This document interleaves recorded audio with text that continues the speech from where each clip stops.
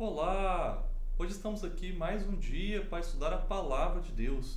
Como é bom estarmos nessa jornada.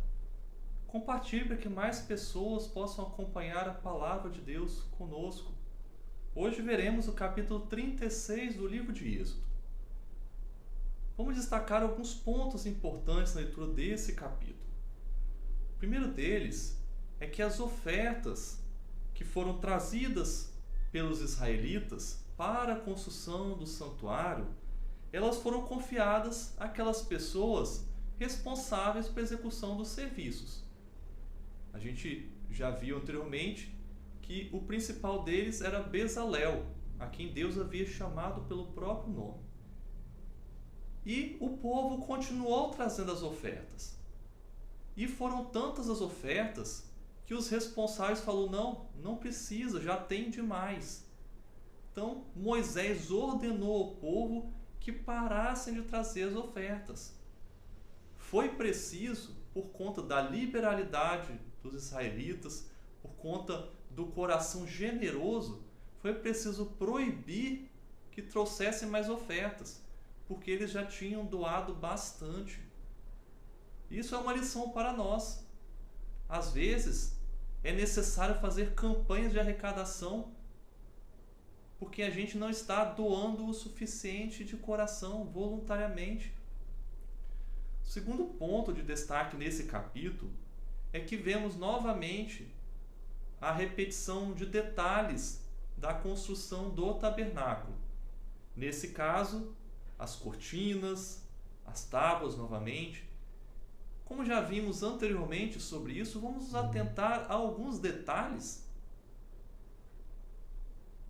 Um detalhe na construção das cortinas é que as cortinas eram ligadas umas às outras. Não se sabe se por costura ou como que era feita essa ligação, de forma que das 10 cortinas principais de linho eram ligadas de 5 em 5, formando duas partes. E essas duas partes elas eram unidas por colchetes. E esses colchetes feitos de ouro. Que maravilhoso, não? E essa cortina, ela ficava nessa emenda de cerca de 2/3 do comprimento do tabernáculo, pendendo o restante para os fundos do tabernáculo. Então, por isso, algumas pessoas elas veem nisso a divisão que havia entre o lugar santo e o lugar santíssimo e sugerem que nesses colchetes eram preso o véu que separava o santo do santíssimo. Mas a leitura no versículo 36 dá a entender que esse véu era preso apenas por colunas de madeira revestidas de ouro. Então, eu acredito que na verdade esse véu era um pano que cobria toda a área do Santíssimo e que as 4 colunas eram colocadas de forma a formar um quadrado, dessa forma. Mas estudiosos também veem que pode não ser assim, talvez a cortina formasse só uma parte tampando, separando o santo do santíssimo. Mas de qualquer forma, é importante a gente entender que esse véu fazia a separação dos dois ambientes.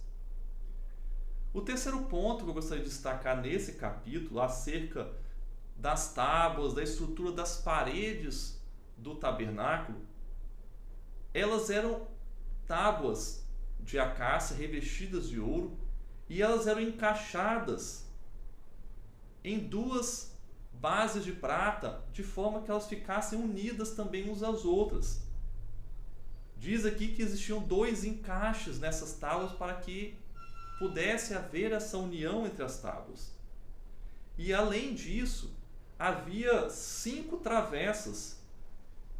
Está aí no versículo 31, que fazia a sustentação dessas tábuas, porque as tábuas eram colocadas de forma vertical. Então, as travessas elas passavam horizontalmente para travar, né, as tábuas. E a travessa do meio, ela passava no meio das tábuas. Interessante, não? E aí as pessoas sugerem que essas 5 poderiam ser 2 acima dessa travessa central e 2 abaixo. Algumas outras pessoas acham que já tinha uma superior e uma inferior somente, talvez nos 2 lados do tabernáculo, mas isso não vem ao caso. O importante é que o tabernáculo era travado com essas travessas. E o tabernáculo só tinha paredes nas laterais, lados norte e sul, e nos fundos, lado oeste. A frente do tabernáculo, ela era feita apenas de um cortinado sustentado por 5 colunas. Então, temos aí a estrutura do tabernáculo. E se gostou, compartilhe esse vídeo para que mais pessoas possam acompanhar essa leitura e ter esse entendimento de como funcionava a tenda do testemunho.